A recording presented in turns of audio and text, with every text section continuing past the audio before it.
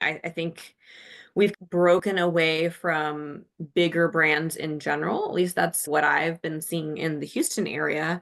I think especially too with political climate, regardless of which side we're on, there's just this mental shift. And for someone like you, your women-owned business, your whole team of powerhouse women working with emerging businesses, a lot of times these smaller businesses can face challenges that the bigger box stores, the national brands don't face. How do you navigate that? And have you found that it's been a differentiator in a positive way for you?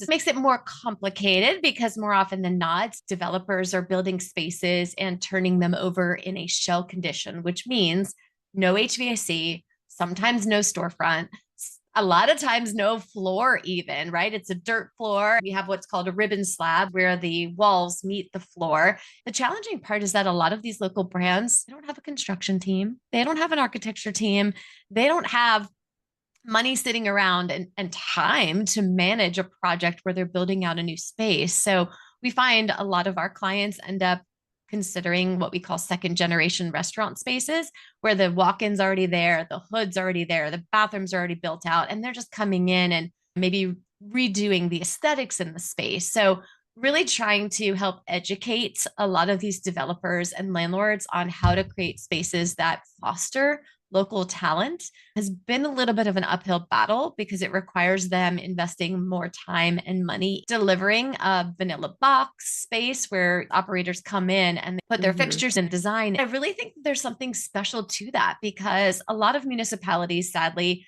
are so excited to hear mixed use and push for retail at the base of office, residential, or hotel. And it doesn't need to be there. I've been working with the show Restaurant Impossible, where a restaurant is struggling and you've got to figure out how to fix it. Sometimes we're brought in for Retail Impossible, where there's vacant space at the base of a building and the owners have not been able to lease it. They went in because they had incentives to an emerging market and the retail hasn't followed because it's still not 100% to the community as safe. How can we Hmm. activate those spaces in the interim before having a permanent tenant? Can we do something at a creative level? Can we host a pop-up dinner? Can we bring in a artist? Can we put in a maybe an artist in residence fabricating work, maybe as a ceramicist and firing in a kiln off-site, but maybe creating this creative space that allows people, again, those perhaps residents above to get a chance to know each other. What I find is if you have the right coffee shop, and coffee is not a big money maker, but it's a beautiful space to create community.